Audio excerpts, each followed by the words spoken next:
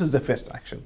This is the first action, which is called the conservative treatment, modifying the lifestyle.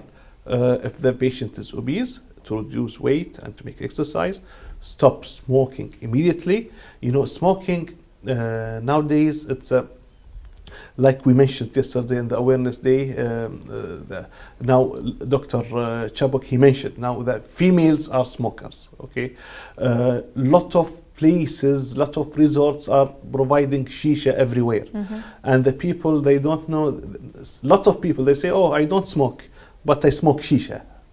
They think that shisha is not harmful as the cigarettes. No, a lot of studies, they showed that shisha is more harmful than cigarettes. You know, if there is no nicotine in the shisha, nicotine will be dissolved in the water, and the person can smoke shisha the whole night without thinking. But the cigarette, when you finish from one cigarette, you cannot take the cigarette immediately, because your body is satisfied by the nicotine. It will take time. But in shisha, you can continue forever. So you are taking all the carbon monoxide, all the tar in your body, and it will affect you. It will harm you. It will harm your arteries. And it is well known now that smokers are 9 times more. They have nine time chance to have the peripheral arterial diseases than compared to with the non-smokers. Wow, that's a big one. But so, Dr. Chabok, if we're trying to bring the patients before they get those symptoms and before the signs, how can we get a patient come to us to do a test when they're feeling absolutely normal? Sure. Well, that's a very good question. Thank you very much for bringing that up. This is about our culture and the way that we need to change the way that we look at our lifestyle and our health. So I think that's where we need to try to be proactive as opposed to reactive. I mean, we know that everybody would be reactive. If I've got chest pain, first thing coming to mind would be calling an ambulance and then going to the hospital. But this is reactive action. We shouldn't wait for our legs to start, pain or gangrene and then go and ask help and advice, because that's too late. So we need to change that culture. And the first thing that we need to do to change that culture and that conception, if you like, would be by raising awareness and educating people about different conditions. So the more we can talk about those conditions, the more we can talk about diabetes in particular in Kuwait, because I was amazed to hear that the prevalence is up to 20% in Kuwait, which is 2 to 3 times higher than Western countries. So it is really alarming. And very simple things. I mean, the more that you can talk about those and discuss it and bring it into public attention, the greater the chance of people taking action and taking that seriously, going to their physicians, start to discussing those conditions, risk factors, and hopefully try to get educated about how to minimize those risk factors. So that's the key here, early identification and then education. I mean, I may repeat that one more than 10 times, or I'm sure I will repeat, again and again, but that's the key. If we want to introduce prevention, it is early identification and then education. And the more we can raise awareness about that one, the better. All right. So Dr. Abdulaziz, going back to peripheral artery disease or diseases of the, especially at the limbs, most probably, who do we need to investigate? And when should they start investigating or coming to us to see what they have? If they don't have symptoms, when should they come to us? And if they do have symptoms, what should be done? Yes. Now, there are 2 categories. Let's talk about the asymptomatic, but they have the risk factors. Like Dr. Chabok said, we will repeat them, so the people will know them by heart. Okay. Age factor. The age factor, in the Western countries, they say above 50 years old. Okay. I don't believe this is true in our society also. We are here affected younger. Much more younger, because a lot of risk factors, more, like Dr. Chabok said, diabetes here is 20%, 2 to 3 times more than UK, for example, yeah? And diabetes by itself, it's an independent risk factor for atherosclerosis and diseases. Independent risk factor. So a person who is diabetic is 3 to 4 times 3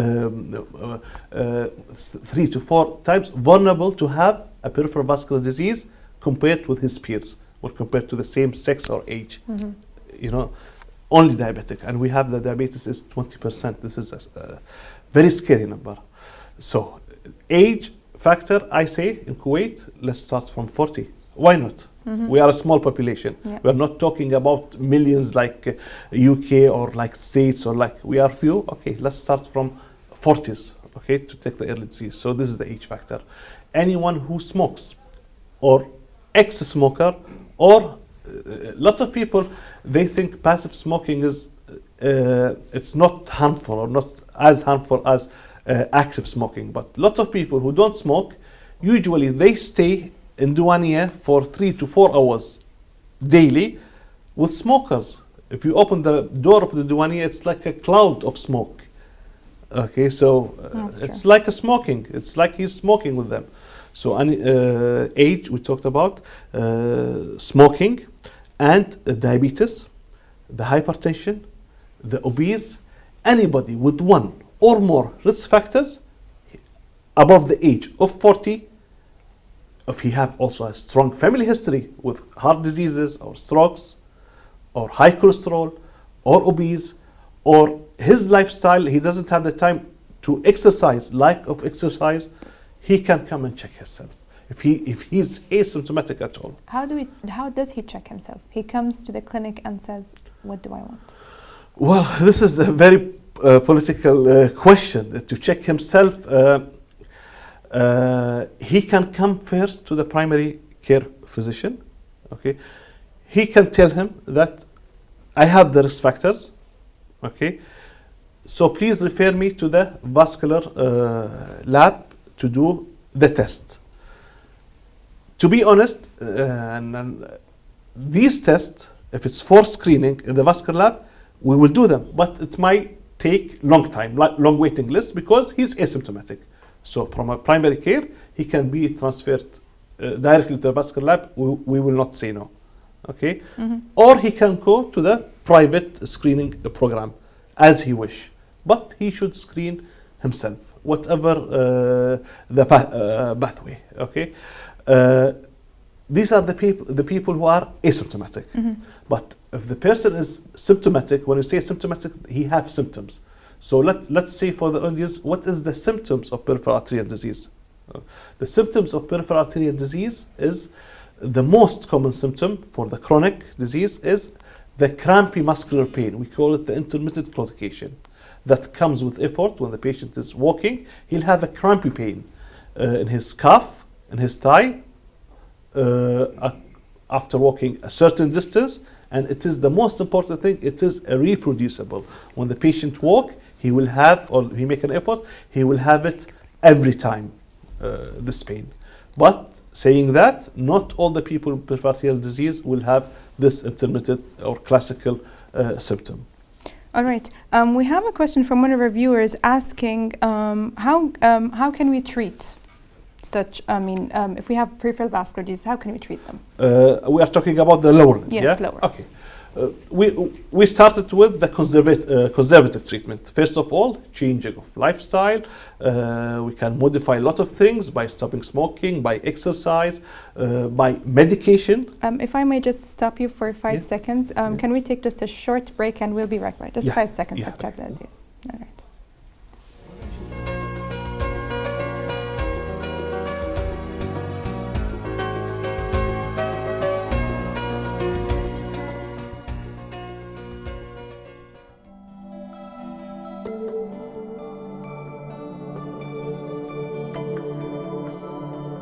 Familial hypercholesterolemia, or FH, is a genetic disorder characterized by greatly increased LDL levels and a family history of premature atherosclerosis. Normally, LDL receptors on liver cells help clear LDL particles from the bloodstream. FH may be caused by any of over 1,000 specific mutations that affect 3 known genes. More than 80% of these mutations increase LDL levels by causing the LDL receptors on hepatocytes to either be functionally altered or underexpressed, decreasing the body's ability to clear LDL from the bloodstream. The result of either scenario is an increased plasma concentration of LDL particles. In addition, impaired LDL uptake also decreases the cholesterol pool in the liver, which stimulates hepatic cholesterol synthesis and the production of VLDL, a precursor lipoprotein to LDL. These defects found in FH can result in an increased concentration of LDL particles starting early in life.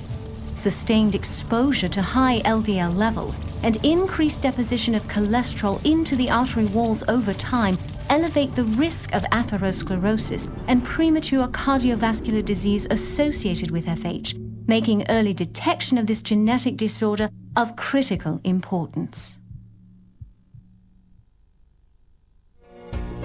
The first thing that happens is, as you think about food, is you begin to produce saliva. And in that saliva is digestive enzymes, specifically amylase, which is what helps you to digest starches. It's your first stage of starch digestion is in your mouth. Now you chew your foods up, if you chew them, and mix them well with saliva, and then you swallow it. The food travels down into the esophagus. Before it enters the stomach, it passes through what we call a sphincter muscle called the lower esophageal sphincter, and then the food passes into the stomach. Now, when you've started to think about food again, other things are happening. First, you begin to increase the mucus lining of the stomach. The next step is the production of hydrochloric acid and pepsin. And that's very, very important, because what hydrochloric acid does when it's secreted is it signals this lower esophageal sphincter to tighten and close. Because guess what happens? You begin to churn the food up, and if that sphincter muscle doesn't tighten and close, you will reflux food into the esophagus. Your esophagus doesn't have a mucus lining to protect it, so it's going to irritate and inflame it if you reflux your foods. Now the next stage is food begins to leave the stomach, and it begins to leave the stomach in small portions. So as it leaves, you have two ducts, and that's duct, not quacking ducks. It's a duct. And this duct comes from the pancreas, and that's where your digestive enzymes are produced. That's protease for protein digestion, amylase for starch digestion, and lipase for fat digestion. This process must take place in order for you to have nutrients available for the health of your body. So what do you need to do with this digestion? You break protein to amino acids, your starches to glucose, and your fats to fatty acid. And this is the process that must happen. Now the next step, food travels into the small intestine. This is where most of our nutrients are absorbed. So we have in this small intestine a nice mucus lining, and it is sort of like your gatekeeper, this small intestine. And what I mean by that, if you've properly broken down your protein, your starches, and your fats, your gatekeeper, which is your mucus lining, says, okay, you can enter the bloodstream to provide nutrients for your body. It also acts as a barrier, so it's like a filter. So guess what? You don't want everything passing along your intestinal tract in your bloodstream. That is not good. So it is a barrier to keep out undigested foods, bacteria, parasites, anything like that from entering your bloodstream. So this small intestine is crucial to the health of the rest of your body. Now next is your large intestine, or we call it the colon. So as contents are coming over through the ileocecal valve into the large intestine, they should be in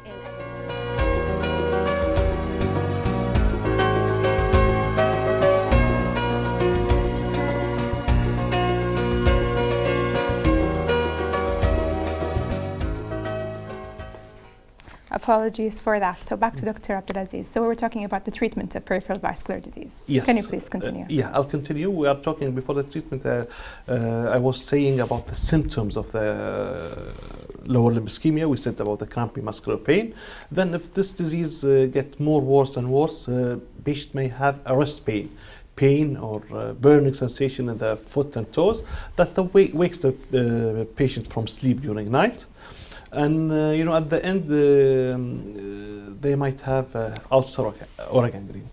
So after modifying the risk factors, if the disease is mild, we can give him a exercise program. The vascular surgeon will give him an exercise program. Unfortunately, here in Kuwait, we don't have, this is the next aim, one of the aims, to have a supervised, structured exercise program. This will help. Patient can come 3 times per week under supervision of the trainer or the physician to make this exercise program. This will help a lot. Lot of patients, they quit smoking. They did exercise program. They didn't need any intervention. Lot of collaterals opened, and they increased their walking distance, and they lived good. A person, the pain is affecting his lifestyle. For instance, if he's going to work or he's going from his house to the mosque, stopping 3-4 times due to that pain, no, you have to take an action. What is the action? Two things. Either, if in brief, if the stenosis or the tightness is narrow and high enough, it's you can do it, or the intervention radiologist can do angioplasty, balloon dilatation, with or without stenting. If it's multiple lesions, big lesions, you can think about a bypass surgery done by the vascular surgeon. All right. So these are the modalities of treatment. All right. So Dr. Chabok, is it really cost effective to bring all those patients in and just to screen them, and just to, especially here in Kuwait, where we don't, where we still, we're just starting? Is it cost effective to bring all of those patients 40 years of age and to test them for all those diseases? Well, that's a very good question. I mean, when it comes to cost effectiveness, obviously, as it comes from the name, it is more from a financial standpoint.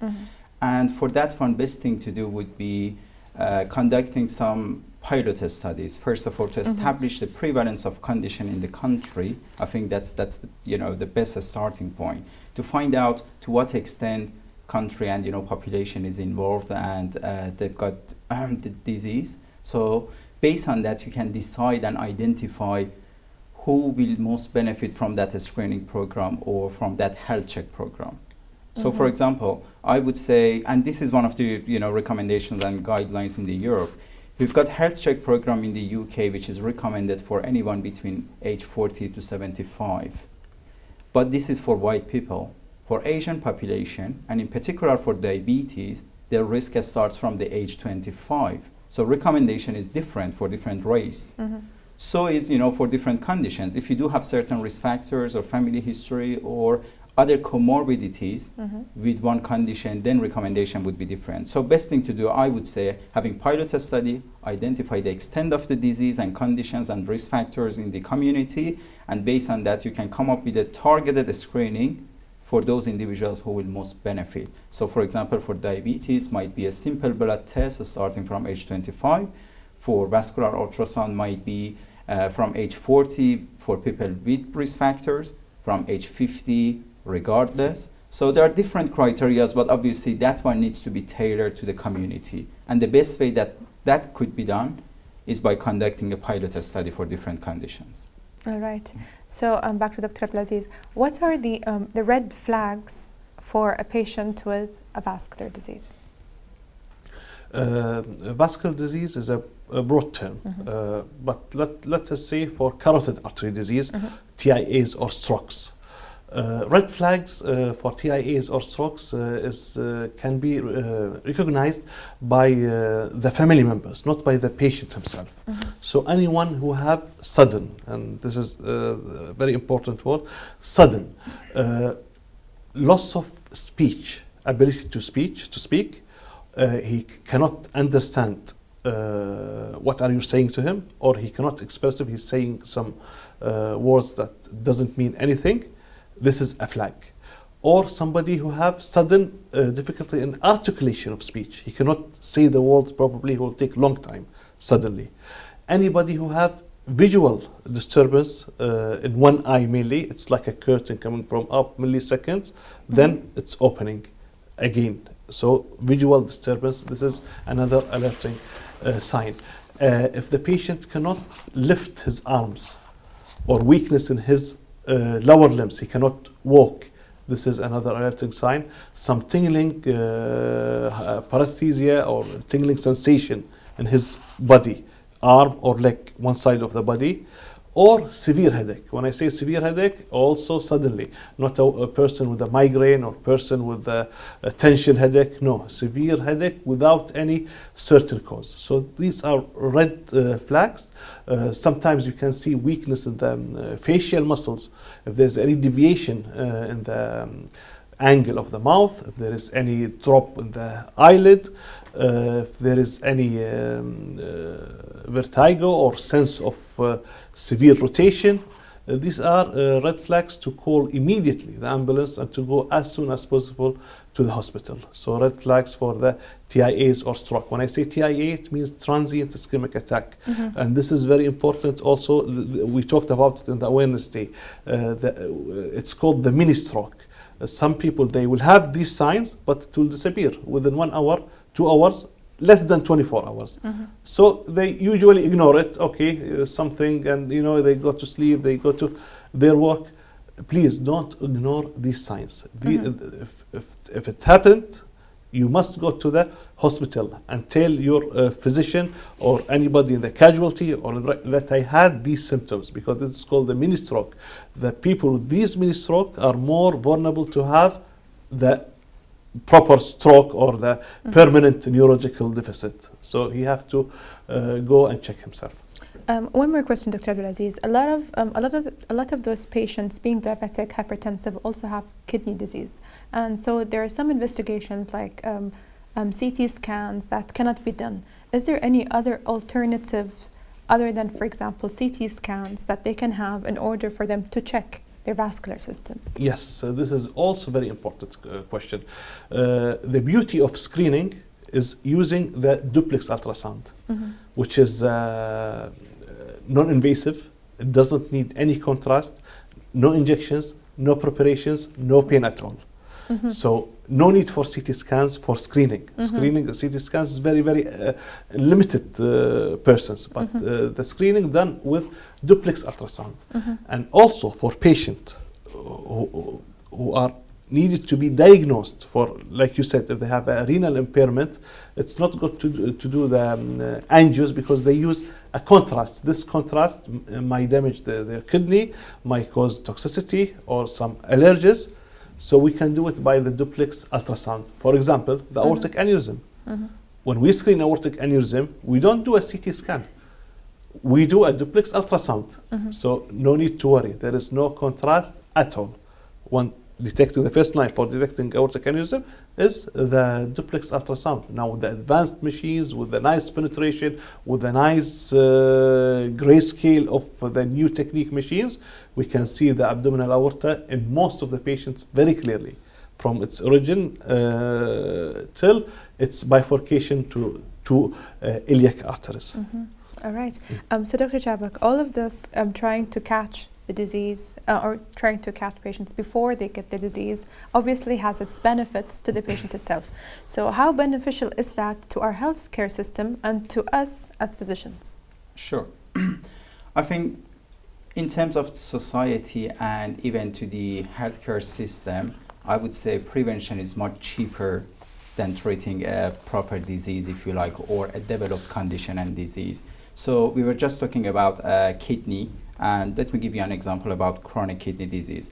So if a chronic kidney disease is identified at very early stages, which could be by simple blood test, individual can take action to stop the progression of the disease. So they cannot usually reverse it, but at least they can stop the progression. So that's one of the good points about that condition, which means the cost to the society, to the community, and to the government is going to be so minimal compared to an individual with renal failure who needs to go to the hospital for probably hemodialysis, having AV fistula, going to vascular lab for checking their fistula to make sure it works properly, and in many occasions going for kidney transplant.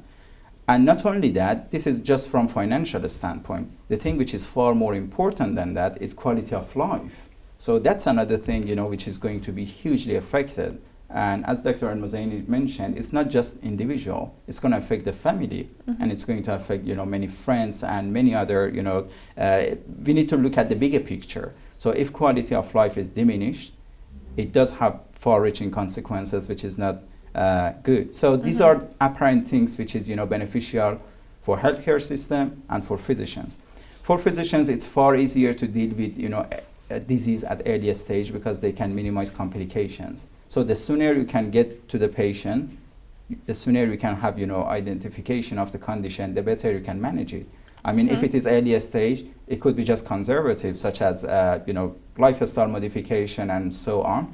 If it is moderate condition, it might be simple medications, taking, a few tablets and so on. But if it is very extended disease, very developed and later stage condition, then it has to be invasive procedures. In many occasions, it does carry risks, and it doesn't always work.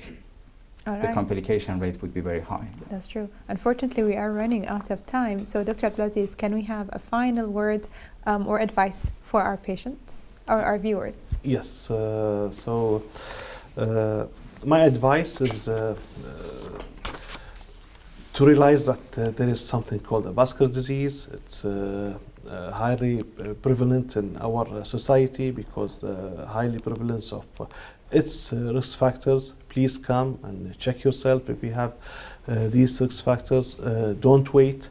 Deliver the message to whom you like, to your family, to your friends, to your co-workers, colleagues, so you can read more and know more about vascular diseases, and I hope all the best for you and your families. Thank you, Dr. Chabok. First, thank you for accepting our invite, and I hope you enjoy the rest of your stay here. Thank you very Any much. final advice that you would like to give to our viewers? Yes, absolutely. I would say it is very important for everybody to take personal responsibility about their health. This is the key. So we need to be responsible for our own health and try to be proactive. And final word, I would like to really thank my very good friend and colleague, Dr. Abdulaziz, as well as another friend who introduced Dr. Abdulaziz to myself, Dr. Al-Muzaini, for inviting me and having me here. All right, Absolute pleasure. Dr. Abdulaziz, Dr. Chabok, thank you very much for your time. All right, so thank you for tuning in, and I hope you enjoyed our episode tonight. I hope to see everyone next week, and good night.